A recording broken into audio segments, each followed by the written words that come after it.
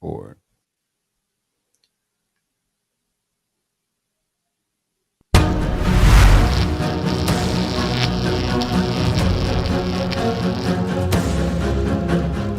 Hey, what's going on, everyone? And welcome back to another great epic episode of Just My Opinion Reviews.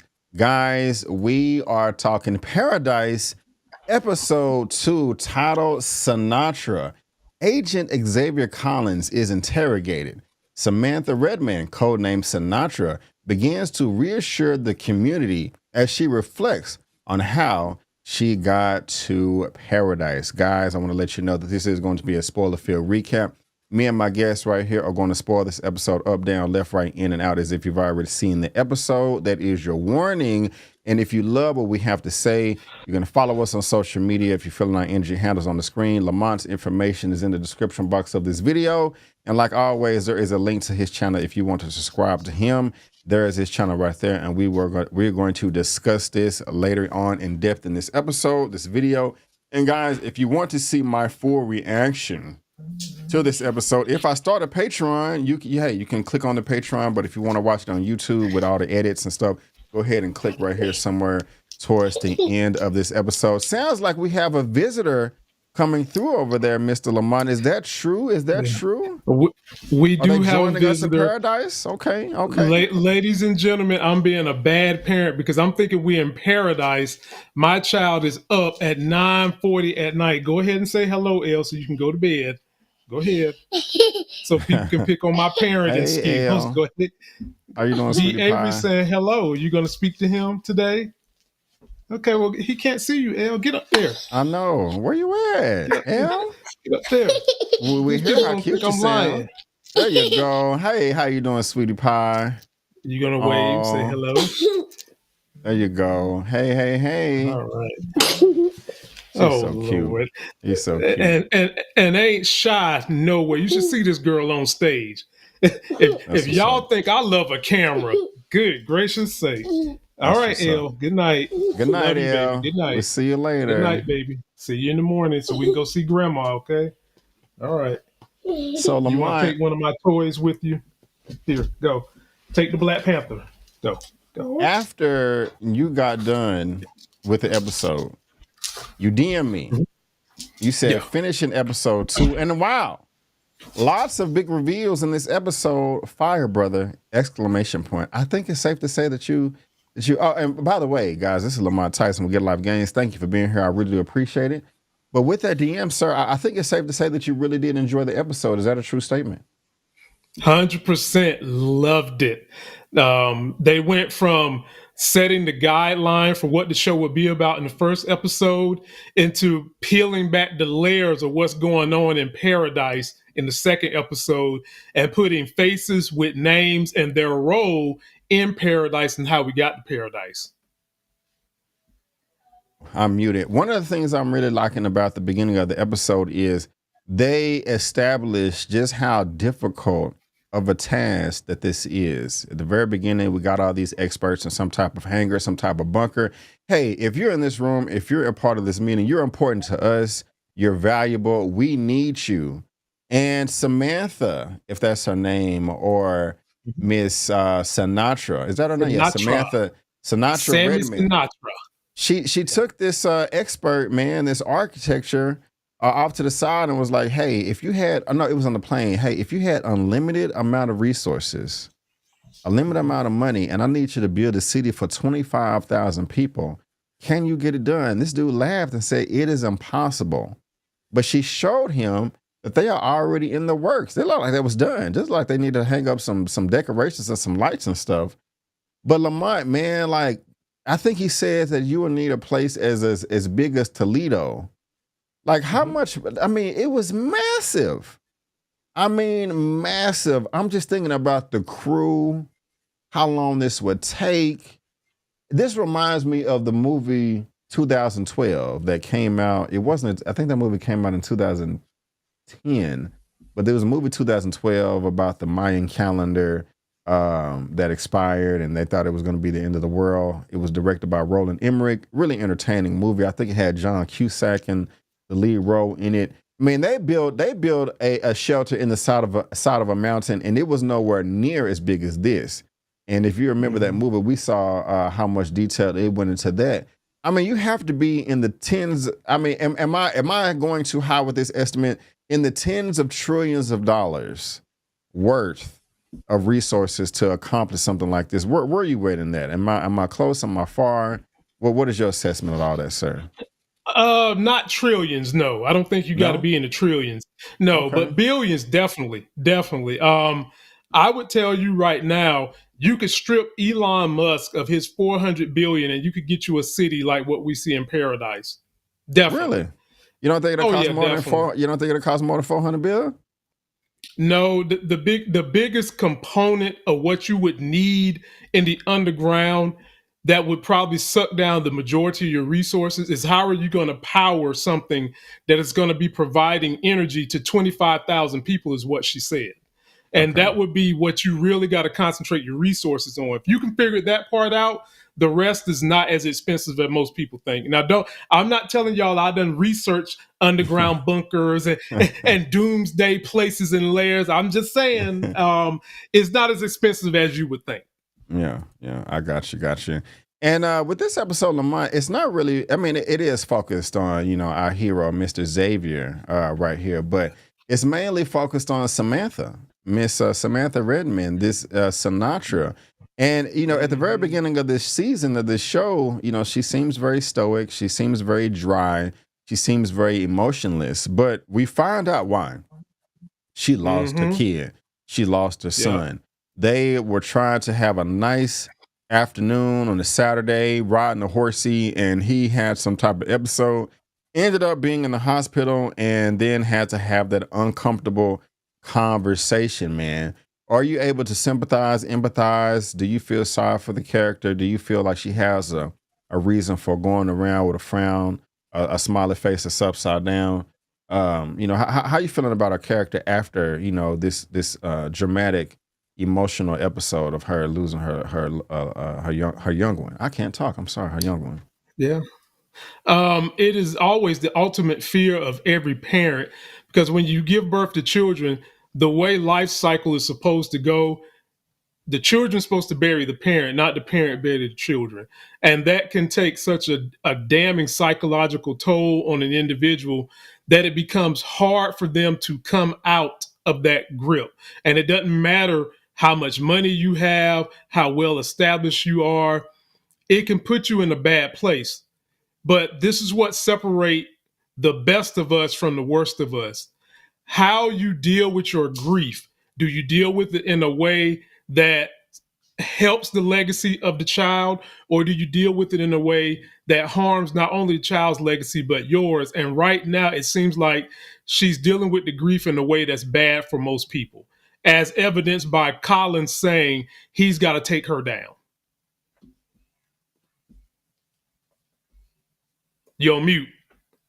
Okay, my fault. Take her down. And I'm so glad you brought that up, man. You said that. Take her down. Take her down for what, Lamont? Do we trust Samantha? I mean, what is up? What's up her sleeve? Is she a trickster? Is she a conniver? Is she somebody that we got to watch out for? Like I can't put it together myself right now. Can you? I don't understand why Xavier was so upset towards the end of this. Like, oh, we're in this bunker right now. Then the president ends up dead, and then Samantha is at the middle of it. I'm going to take her down very carefully. What is all that about, man? What's all the smoke for? What do you think? Because I have no idea. You're really good with the predictions and stuff, so I want to hear your take on that. It's definitely got to have something to do with his wife and why she's not in there with the family. Because if you remember, when things started going bad, they was on an airplane, and then Hmm. they was going down into the bunker. It was just him and the kids wanting to know where's mommy. Right. And I am damn sure that Sammy Sinatra had something to do with the people that got selected to be down in the bunker, and most likely between her and the president, his wife somehow or another got exiled off the list or was not able to get down there because of these two people. And if there's anything we know about people who have absolute power corrupts Rups, absolutely. absolutely. And that's what we're looking at with Samantha. Right. Now we're gonna see, man. I'm very eager to find out. Now, when they was going down into the bunker, we heard the daughter. I can't remember her name. Is it Priscilla? Is the black daughter's name? Correct me if I'm wrong.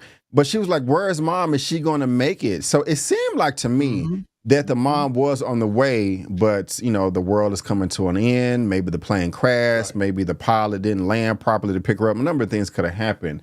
So it could be that she just wasn't selected to come down there for some random reason, or that she was selected but was delayed, and there was some type of accident. And so I can understand why Xavier Collins has a chip on his shoulder, So we're just gonna have to see.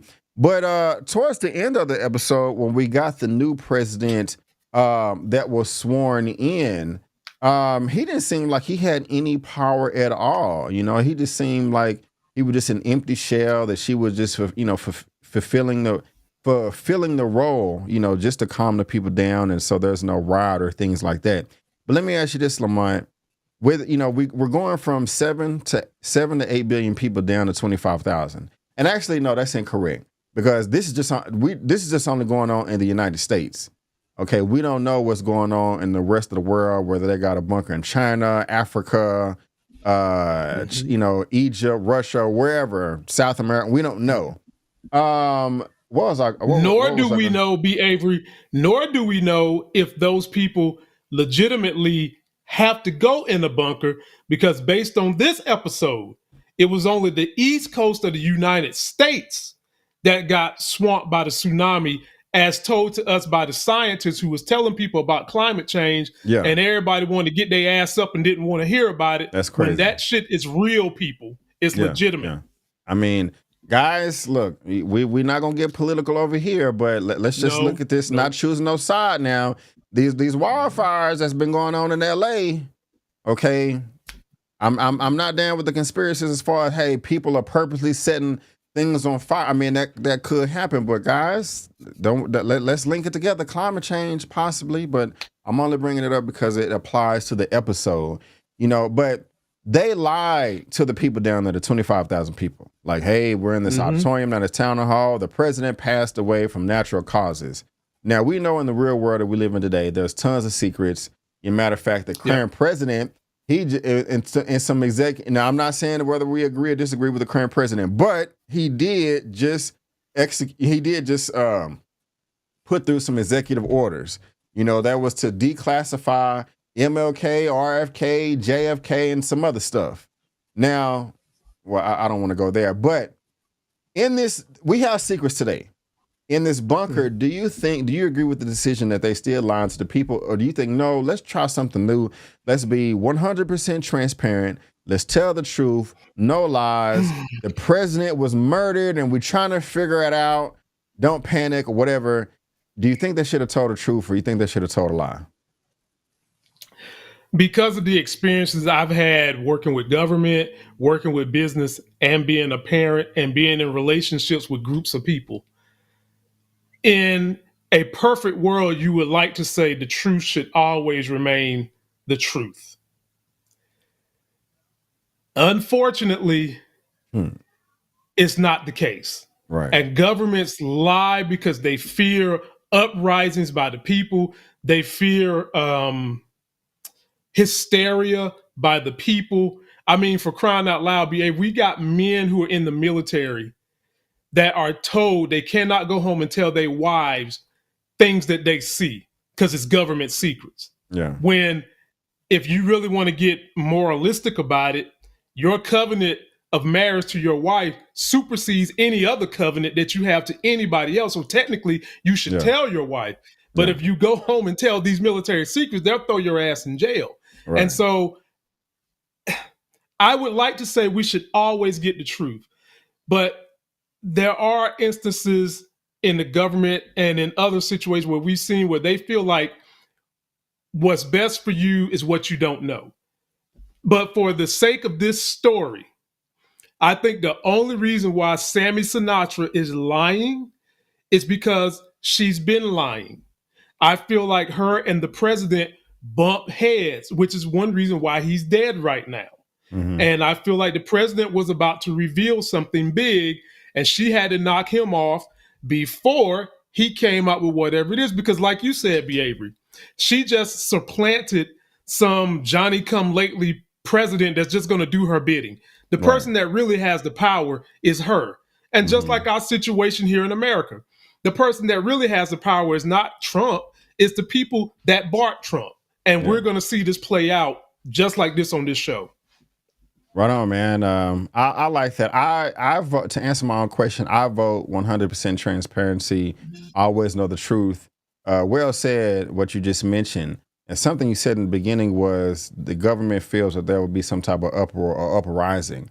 Well, don't give them a reason to uproar or uprising. The only reason they would do that, in my opinion, my humble opinion, is if they're upset about something. Well, don't give them a reason to be upset. If they know the truth from the very beginning, then there's no secrets. There's nothing to get upset about later on. Right. And also, it just comes with education, man. People will have a better understanding about something if they are educated, but if you're lying to them and all they know is 2 + 2 is 4 and that's it, then they're always going to feel like they're taken advantage of or manipulated, and it's just going to cause confusion and chaos. But you guys let us know what y'all think down in that comment section, whether you agree or disagree as far as full transparency or no, we still need to keep secrets. Lamont, let me ask you this, man. How you feel about these bracelets, man, on everybody's wrist? You can't use it to, you got to use it to go into your locker, to buy food, to get gas.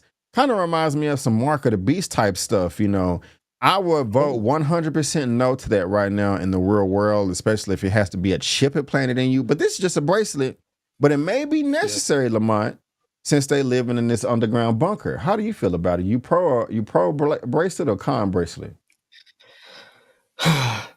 I've already lived through this, B. Avery, to be honest with you. We took my daughter on a Disney cruise this past summer, and for an extra nominal fee, you can get a bracelet that opens up your room door, pays for everything, gets you food. You can buy everything with the bracelet. All you do is put your wrist up to the thing and it opens and unlocks everything. So I've already kind of lived through that.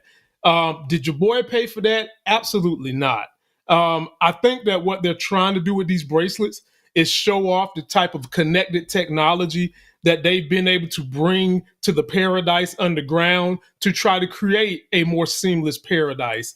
I like something that's that seamless. I'm sure that it would get on people's nerves. And then you always risk this behavior. What happens if somebody hits you with an MP strike? What happens if somebody does that? EIMP strike. What happens? Magnetic pulse. What is your backup plan if the electrical magnetic system goes haywire? Would be my question. Let me ask you this, man. Yeah, definitely. That's crazy. They're gonna be like, everybody's devices down, free food until we get it back up. I mean, what if that existed today and you couldn't buy groceries if you had an unpaid parking ticket, or you didn't show up for jury duty, or something like that? I mean, are you cool with that? Now, if you got a warrant out for your arrest because you murdered somebody, that's different. I can understand they're gonna turn it off because you didn't, buy, you can't. I understand why they would want to turn it off if you're going around murdering people and you're not caught yet. But I mean, if they disagree with this or that, man, you can't buy food nowhere, man. That just seemed like it's a bit much to me, overreach. But maybe you or somebody in the comment section can convince me. But oh no, I was like, no, sir, Bob over here. I don't want no part of that. You know what I'm saying? So that's just. But me. You got to think about it. Sammy Sinatra is a control freak, and that bracelet system is another way to control her people. Yeah, this is true. Now let me ask you, man, did Mr. Pancake Flipper, win you over this episode as he trying to cook breakfast for the children at the very beginning of the episode? You know what I'm saying? Mr. Flapjack over here, did he warm up to you at all? Or are you still kind of feeling the same? No? Okay. I feel even worse. I feel like he is in cahoots with Sammy Sinatra even more now. I feel even worse about good old Flapjack Flipper over there flipping flapjacks in front of the kids. Got the little boy laughing. I was jealous for the damn daddy. You got your son laughing more than you do. Like, bruh, chill out, Bill. Go flip some flapjacks somewhere else. Same guy we just seen taking a poopy on the bathroom, the first episode. is in here now flipping flapjacks for your kids. Is his hand clean? No, I don't like him. Nope. He's on my hit list. Yeah. She's on my hit list too. I don't know, man. Ooh. I don't know if we can trust her, man. She seems very angry. You know what I want to know, Lamont? She's sleeping with the president, right? This is the president of the freaking United States. Now, in my opinion, she seems like she has an emotional attachment. What the F do you expect? What do you want in the long run? For him to divorce his wife and y'all go live happily ever after publicly? That's not anywhere realistic. Hell has a higher chance of freezing over for this transaction to go down. You are nothing but a side piece. You his side piece, he your side piece. And maybe she understood. Maybe that was understood. Right. Maybe this is not some plot point like it was in Scandal with Kerry Washington, which is a very good show, which I need to finish, by the way. I don't know if you tuned into that. But why is she so angry, bro? What's going on with her? I could not wait. I was like, I bet Lamont got 17,000 jokes, about Miss Earring here sneaking. I am covered. The surveillance got me walking out at 10:42 and it came back on at 12:48 or whatever. What happened to my lover? Did you? Where you at on Miss Hands in her pocket right here? Where you at, sir? Where you at? Bruh, so we learned a lot about the president via his wife. And from her, we learned that she has an alibi, the wife has an alibi, and so does the dad. But the other thing we learned about Miss Pantsuits over here is that she is emotionally attached to the president. And I bet you they doing some of this and we learned that the president was racist from his wife talking to Collins. We learned that too. So like I told you in the last review, he has a thing for black people because he was semi-racist. And a lot of these racist dudes swear up and down they don't like black people, but they want to stick their penis in our black women. Yeah. And then they ultimately want to be dominated by black women. So I bet she got a damn paddle that she be slapping him on the ass. Say I'm a slave. Say you the slave. Cock, cock, cock. And because she gave him that level of power over the president, she got emotionally invested in this dude and his little ass penis, probably. But she likes this guy. She probably likes doing the dominatrix thing to him, and whatever other accoutrements he brought to her as president, she enjoyed. Now, there is definitely an understanding because, like the wife said, her and the president have been living separate lives. Yeah. The only time they come together is for appearances. Right. And that would lead you to believe even more about my theory that maybe the wife is in on something because they're keeping her kind of in the background to some degree. And when she does step forward, she's basically telling Collins that dude was super racist before he met you. And the wife obviously knows that he is sleeping with a black woman. And B. Avery, once you go black, it's hard to go back. This is true. And that's what is going on with Coach President over here. Yeah, man. She said a dude was so excited, had his hair plastered on his forehead like he was 6 years old, excited. The black man was on the team, like, yeah, we got the black guy. And all of a sudden, he was average. It's really interesting. It's funny. I'm pretty sure you can relate to. I think we've all can tell when we were younger that we got picked up on somebody's team just because we're black, or somebody was excited that they was friends with a black person. I remember I worked at a safe company. Oh, I want to say 10, 11 years ago. And it was two coworkers. They were cool, man. But I can just tell that they were just excited that they had a black person in their phone book on their phone. You know what I'm trying to say. Interesting. Right, so I kind of smile right there. But Lamont, man, one of the things I'm also really happy with the way that they're handling this episode is with this polygraph test right here, man. They ran through that.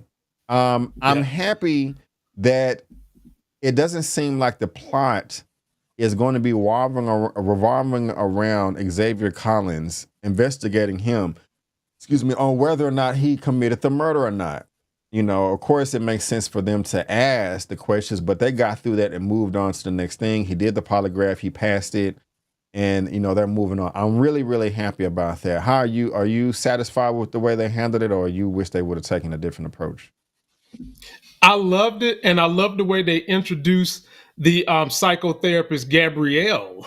Yes, the sister right here. Gabrielle got Yeah. introduced, and Mm-hmm. it was interesting to me how she wrote on her hand, trying to, in essence, keep a secret from Sinister Sinatra what she wanted Collins to say, which was say yes, that Mm-hmm. you wish he was dead, which he wanted him dead. He admitted that in the first episode. He wasn't going to get no sleep until he was dead because of whatever went on with his wife. And so that was easy for her. But what is it? What is in this for Gabrielle? Yeah. Why did Gabrielle feel the need to hide this from Sinister Sinatra? And we also learned that Gabrielle was Sinister Sinatra's therapist Mm-hmm. before they had to go underground. So Mm-hmm. she knows something that we, the audience, need to know that hasn't been revealed to us. And it comes down to, is Gabrielle going to be for the good or is she for the bad? Right now, I'm thinking she's for the good. Me too. I'm thinking she's for the good as well. But I am curious to know, like, what is up her sleeve? You know, I mean, I don't know. I guess the surveillance was limited in there. I mean, like, did they not record her showing her hand like this? You know, revealing the say yes. But I think that's smart of him to listen, and I mean, to listen to her and be honest. You know, Yeah. yeah. I mean, he didn't. You know, he. We don't know all the details yet, but I think it's pretty safe to say that we can blame him for the death of Xavier's wife, and it's understandable if he would be upset about that. So, Right. yeah, we're gonna see how that plays out. Yeah. Go ahead. I want to know. I want to know what's up her sleeve, up her shirt, and up her pants too. I want to know. That would be interesting to find out, but we will see. We will see. There is another character that I want to ask you about. I'm looking for the picture, but I cannot find it. That is of the president's son, who revealed himself towards the end. Here we go. Here we go. Right here. How do you feel about him and his role? I didn't recognize him at first, but yeah, you know, he's going off with Miss Patricia, the black girl, and showing her the planes, you know, that they have in the bunker as well. Didn't want to go to the auditorium, had his headphones on, man. Can he be trusted? You know, or is he just an innocent boy that's caught up in the mix of everything? No, he can definitely be trusted. Just the tidbits we got from the conversation he had with Colin's daughter about the top secret stuff that he had going on and taking her down there to see the top secret area. And also the fact that he feels a little bitter that his last conversations with his daddy was over a week ago and it was a bad conversation. Yeah. I think that this young man knows whatever dirty secrets is going on down in paradise, and he's going to have to be part of the mission to overthrow the controls that are in place going on in paradise. For me, it's very weird to see that a president's son doesn't have his own security detail. That was weird. Like, Yeah. you just I didn't think of walking that. around school like everything's hunky dory. You are the president's son, and your father just got killed. You would not be in school. You would be somewhere either with your mom in security detail, or you would be with security detail anywhere you go. Because usually, if someone takes out your family, I mean your father, the whole family is under the attack of a threat. So that was very weird to me. It makes me think that the relationship between him and his mom is probably not that great either. Yeah, And I didn't think of he's that. going to wind up being a hero for the story. I mean, you may be right. I didn't think about any of that as far as him getting involved and being a hero, but you know, the sky's the limit, or there's not much sky. There's a rock. The ground is the limit. The ground is the limit. Not that much limit there. I don't know. We're gonna see. I don't know about all that, but at the same time, I had no idea the first episode was going to end the way it did. You know, with them being underground. So, Right. you know, we're just going to have to see. Let me ask you this: going back to Sinatra, Miss Samantha, do you think it was okay? She's grieving. Oh, well, they kept going back 12 years, 11 years. You know, she's remorse. You know, she not remorse, but she's grieving because her son died. But she asked the therapist, like, "Hey, they said time would you know, healing will come in time, but it's actually making it worse because it's pulling me further away, you know, from my child and all the memories and stuff. I will pay you whatever you want." And she's worth what, 34? You know, first he said 14 point something billion. Now she's worth 34 billion, if I heard that correctly. So she has the money, she has the resources. Is it selfish for her to be like, cancel all of your other clients? I'll pay you whatever you need to make it up for it. You just need to help me and only me. How you feel about that? Is that selfish or is it justified? This is the chicken egg situation. Which one came first, chicken or the egg? Because on one hand, it's not selfish for her to put the offer out there. Yeah. You can put the offer out there. It's up to the individual to accept the offer, because it's the individual who's dealing with the other people they are supposed to be serving. And so all she can do is say, hey, I'm going to put this on the table, take it or leave it. And I mean, end of the day, if the therapist takes the deal, then that's on the therapist for being selfish. So I don't blame her for that. If anything, I would blame the therapist for not having a duty to her clients, because she's selling them up the river for money.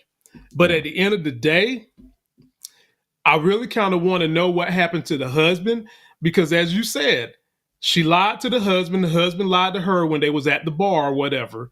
But my question to you, B.A., would be this. If you saw a halfway not so cute woman run in the bar and tell you she's about to be a billionaire, would you F her brains out and try to get cozy up with those billions in her? Or if you know you're not really attracted to her, you just let her go on her P's and Q's? I mean, if she throwing it at me, hey, I'm going to knock it down. I'm just being honest with you. $34 billion? You can judge me all you want. That's dumb. Nah, I mean, the only way I wouldn't do it is if I'm in a relationship. I mean, right. And I would tell my wife, I would be like, hey, I was at the bar and this, and they didn't even go as far as saying, hey, she offered 34 billion to sleep. We projecting a ton here, but I would bring it up like, hey, I mean, no, that's not even what happened. But if we just want to have fun and play hypotheticals, if somebody offered me money to sleep with them, if I was in a relationship, I would say no, but I would definitely tell my spouse. On the flip side, man, if my wife came to me and was like, hey, this man offered me money, he worth 34 billion to sleep with him. I don't know, Lamont. I just don't know. Hopefully I'm just never in that situation. Hopefully I'm not. Right. But yeah, I'll just leave it at that. You know what I'm saying? Well, old boy in the bar said, am I about to be a situation? You're going to be a situation that's going to be a change to my life or something like that. He said, I'm paraphrasing here. But in essence, he is saying, am I about to be involved with you and your $34 billion? Yeah. And obviously he was, to the point where they made two incredible kids. Yeah. And she said that for a reason too. Let me ask you this though, because they wasn't being truthful with each other. We found out at the end of this episode that Sinatra's daughter is still alive. Am I correct? Or was that a flashback? Yeah. Okay. No, daughter's alive and well. So why did she tell Xavier Collins that both her children died when they were talking after the town hall? She didn't say her son. She said, I lost both my children. I was like, damn. Did she? Daughter died. I'm confident she did. When they was talking, when she was talking to Sterling at the end of the town hall, I think she expressed to him that I lost both my children. I could be wrong. Maybe I heard it wrong, because I thought she said, I thought she mentioned, I know what it's like to lose a child. I thought that's what she said. But if she said both, I misheard it. I could have sworn that she said, I know what it's like to lose a child. And then in the midst of that conversation, that's when they went back and she was at his bedside and the child was asking about going to heaven, if you can recall. Yeah. I definitely remember that part. That was almost choked up right there. Like, Jesus Christ. He's like, am I going to heaven? You can tell me. Like, damn. Like, wow. Bring out the tissues, man. Like, how do you have that conversation? I'm not a parent, bro. You are. So I just, Jesus Christ. You know what? In situations like that, B, you just go by what the Bible says. And the Bible says you are without sin until you're an adult. That's all you can do. Yeah, that's crazy. Well said. Lamont, man, what else we got to talk about, man? What did I leave out? What you want to get off your chest?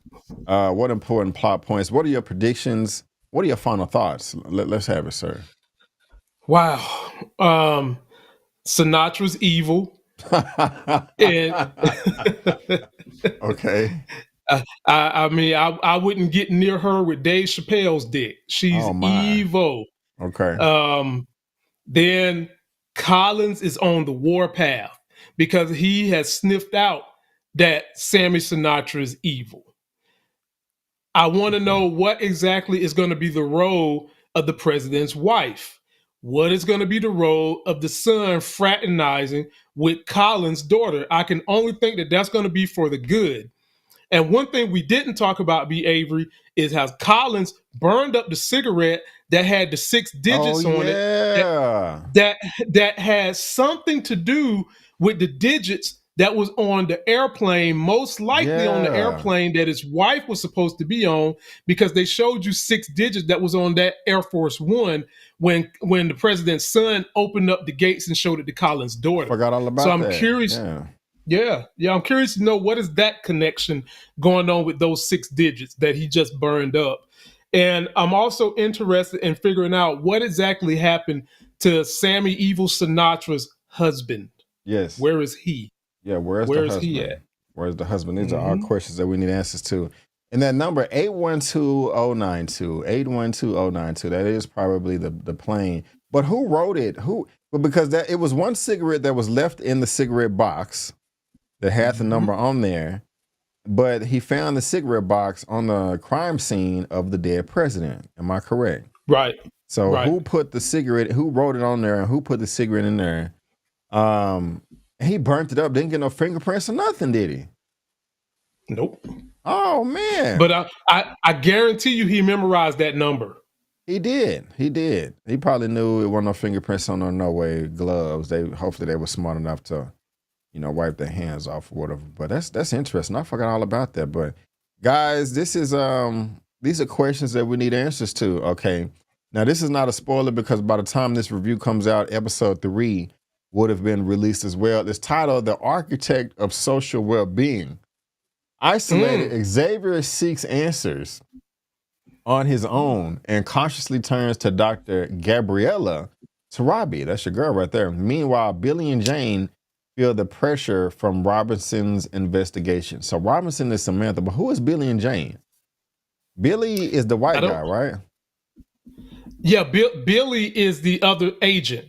The Mr. Flapjack. Yeah, this guy right here. Yeah, that's Billy. That's Billy, Mr. Flapjack himself. And Pancake flipper. And this is Jane, right? Yeah, that's Jane. Okay, cool. But the other thing about the coming episode, B. Avery, on the cover of the trailer, we got my boy from a different world, Glenn Turman, legendary actor from way back in the day. Used to date Aretha Franklin. Is going to be in this episode, and it's about to get turned up. It's about to get turned up. I can't wait, guys. I cannot wait. But ladies and gentlemen, boys and girls, that is going to be our recap review for the second episode of Paradise, titled, what was it called again? I forgot. Sinatra. Sinatra. Let us know your thoughts down in that comment section below. Spoil it away. And make sure you come back and check out, our episode 3 recap. Before we head out of here, though, Lamont, let the good people know why they should subscribe to your channel. You should subscribe to my channel because not only do I cover movie and TV show reviews, and in a couple of weeks we're going to be having that Captain America is going to be reviewed about 3 times. But you should also come to get your culture on. We do cover politics over there sometimes. And I've been breaking records with my stock market gains, and I'm going to start trying to do more of helping people understand how they can manipulate the stock market system while we have the kind of president in office we have right now, so that you can take advantage of what's going on. And generally, let's just keep the community going. That's why you should come visit me. But you should also make sure you are hitting that like button, subscribing and sharing to this man, B. Avery, the hardest working brother who knows how to pick out the best content for you guys to watch. Right on. Thank you for that, Lamont. I appreciate it. And y'all subscribe to my channel as well, man. I got a number of things. And I'm doing, like I did right here from these reactions, I got a ton of shows I'm going to be reacting to. I'll make those announcements pretty soon. I already got some of the recordings done, but just haven't made it an official announcement yet. But guys, again, we just want to thank you so much for tuning in. Also, click right here for my episode 2 reaction, and click right here for my episode 3 reaction or recap. But guys, again, before you head out, don't forget that I'm B. Avery, that's Lamont, and that's just our opinion. Peace out, and we'll see you next time.